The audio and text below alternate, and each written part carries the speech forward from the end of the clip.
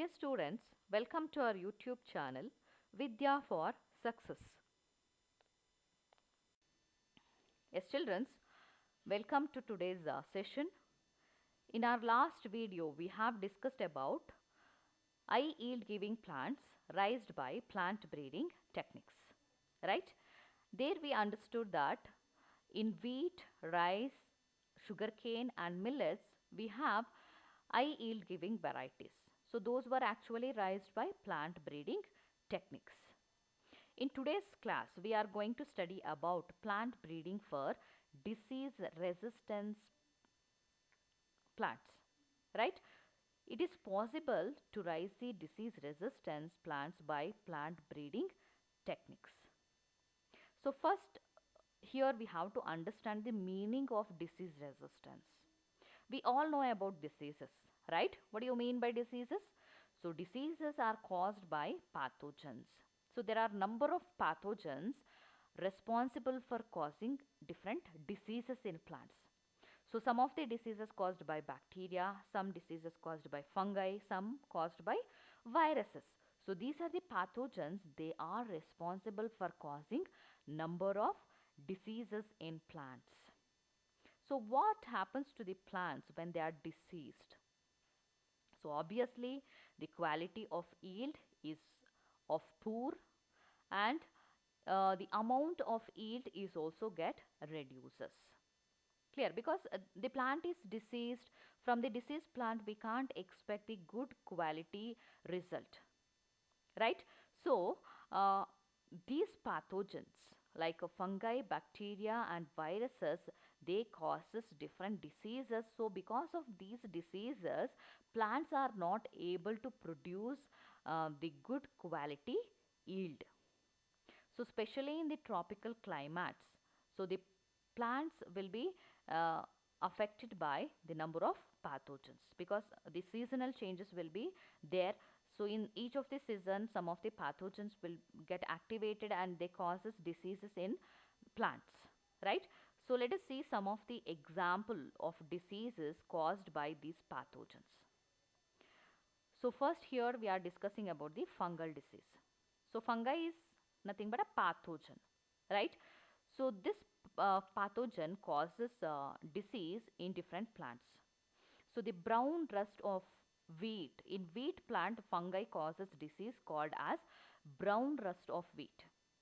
So when the wheat plant is infected by the fungi, that means when it got the brown rust disease, the plant stem becomes very weak and plant is not able to produce the good quality yield, right? And one more disease can be seen in the sugarcane plant that is caused by the fungi is red rot disease.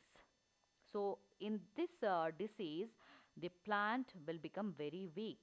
So the stem is of poor quality and the sugar content is very less when the sugarcane got the red rot disease, right? In potato also we can see one of the disease caused by the fungi, that is late blight potato. So this disease in the potato plant reduces the yield of the potato plant, right? So like this we have the bacterial disease also. So the best example is black rot of crucifer. So in the crucifer plant, the black rot disease caused by the bacteria. And we can also see some of the viral disease in the tobacco plant and in the turnip plant. So what is the common name we use for the viral disease? Mosaic, right? So tobacco mosaic disease and turnip mosaic disease. So these diseases are caused by the viruses. Clear? So these diseases, what we have seen now, they are caused by the pathogens. So when the plants are infected by these pathogens, drastically the yield will be get reduces. So sometime 20 to 30% of the crop loss because of these pathogen. In severe cases, the entire crop, that means the total crop loss takes place because of the pathogen. So that is depends on the severity of the disease, right? So how to avoid these disease? So the one this thing is there. one method is there in order to get rid from the disease, that is the use of bactericides or fungicides. So you might have seen the farmers usually spray the bactericides and fungicides when the plants are diseased, right? But continuous use of those chemicals actually decreases the quality of land. So land will become acidic when we are continuously applying the chemical this thing fungicides and bactericides. And also the farmers used to spend lots of money for purchasing those chemicals. So it will become very expenditure to the farmer, right? So by plant breeding method, it is possible to raise the disease resistance plants, right? So when the farmers they use the disease resistance plants in their farmland, they can save their money what they are spending for purchasing the bactericides and fungicides, because in this case in the disease resistance plants are inbuilt with the resistance, so they can prevent the disease because the plants are such a varieties here, right? Disease resistance is nothing but they have got the ability to prevent the pathogen. So like other local varieties what we have, these resistant varieties will not suffer from the disease because they have got that ability from inside. Clear? So this is very useful to the farmers because they can save money and they can get good yield as well. Understood? So breeding and development of cultivars resistant to disease enhances the food production. So this is one of the use what we are getting by the disease resistance plants. So when we use the disease resistant plant in the land crop plant, we can get the good amount of yield. The quality of the yield is very good, right? So this is a one variety of plant. Disease resistant plant is raised by one of the technique called as plant breeding technique. So what are the steps they follow in order to raise the disease resistance plants? So yes, here let us study the methods of breeding for disease resistance. So disease resistance can be carried out by conventional breeding techniques or by mutation breeding techniques. So what is mean by these two? So the conventional breeding techniques are nothing but the steps what we have already studied in the plant breeding technique. Clear? So from the olden days, what steps we are following in the breeding of plant, those steps are called as the conventional breeding techniques. So these concept we have already studied in our last video, right? The steps of plant breeding technique, those steps are nothing but the conventional breeding steps, right? And it can be also carried by mutation breeding. So what do you mean by this mutation breeding? Mutation breeding is nothing but the sudden change in the genetic information. So how they will change the genetic information? They use some chemicals or they use some radiations in order to change the base sequence of the gene. So when we are changing the base sequence, it means that we are changing the genetic nature of that particular organism. So which desirable character we are expecting from the progeny, with respect to that we can change the genetic information in the parent. So that breeding method is called as mutation breeding, right?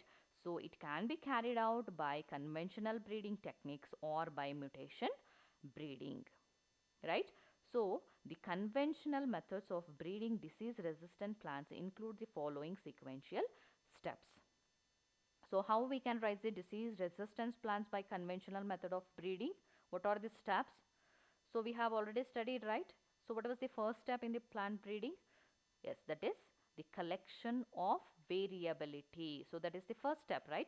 So here also for raising the disease resistant variety, initially they will collect the all available plants.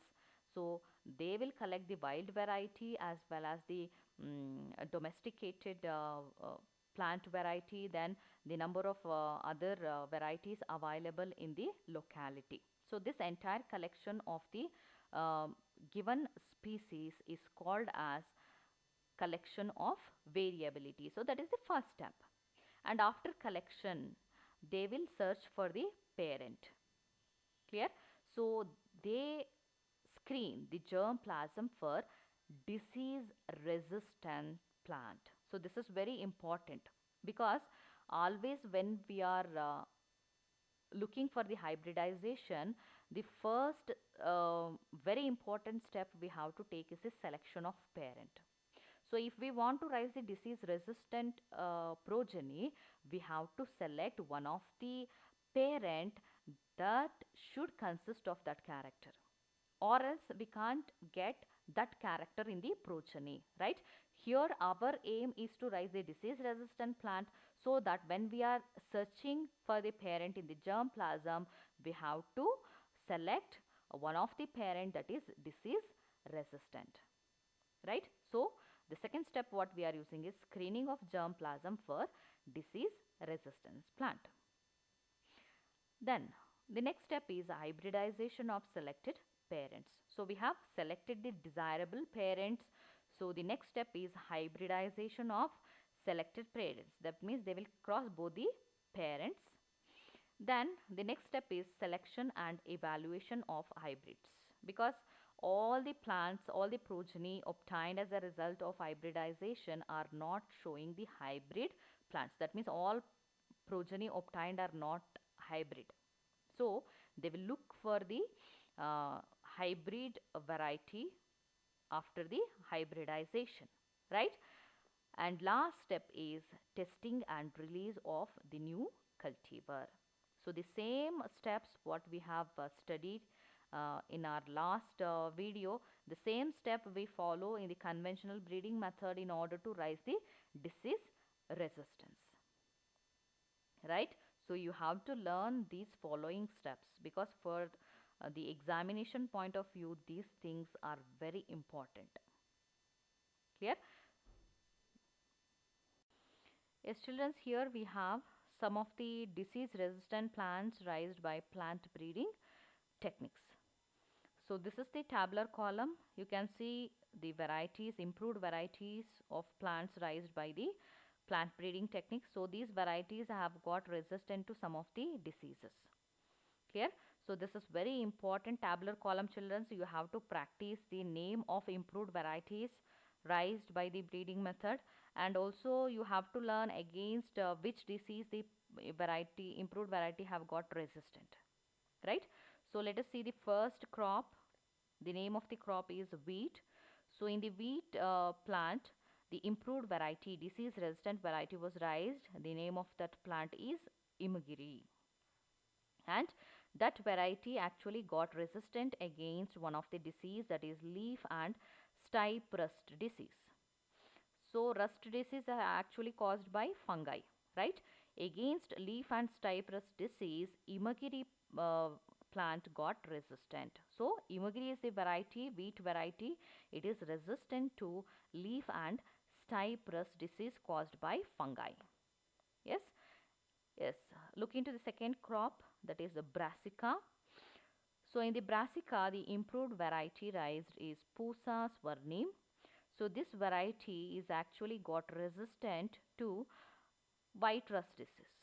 So which organism causes white rust disease? It is caused by fungi.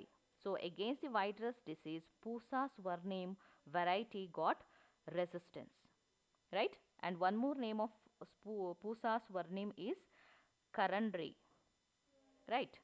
Yes, the third crop is cauliflower. So in the cauliflower, the improved variety is Pusa shubra. This is one, and the another improved variety is Pusa snowball K1.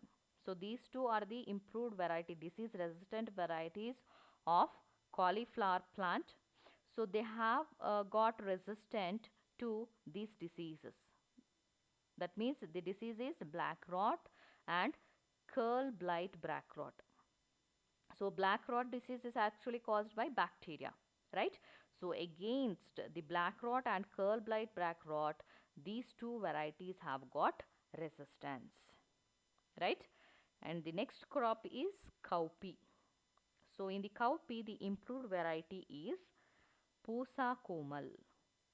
So the Pusa Komal is resistant to which disease? That is resistant to bacterial blight disease. So this disease is also caused by bacteria, right? So against the bacterial blight disease, Pusa Komal variety got resistant, right? Next, the last one is chili. So in the chili plant, the improved variety is Pusa Sadabahar.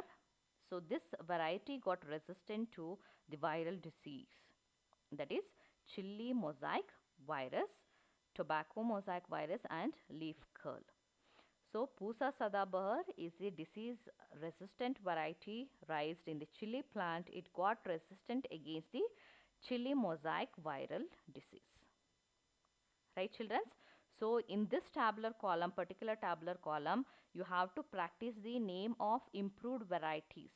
So improved variety name is Imagiri in wheat, Pusa Swarnim in brassica, Pusa Shubra and Pusa Snowball K1 in cauliflower, Pusa Komal in cowpea, Pusa Sadabahar in chili. And also you have to practice against which disease these varieties got resistant. So Imagri is resistant to leaf and stripe rust disease. Pusa Swarnim got resistant to white rust disease. Pusa Shubra and Pusa Snowball K1 got resistant to black rot and curl blight black rot. Pusa Komal got resistant to bacterial blight and Pusa Sadabahar got resistant to chili mosaic viral disease. Right? Yes. Practice properly because for the CET point of view, this tabular column is very, very important. Clear? So I hope you understood today's session. So I'll end my today's class here. Thank you.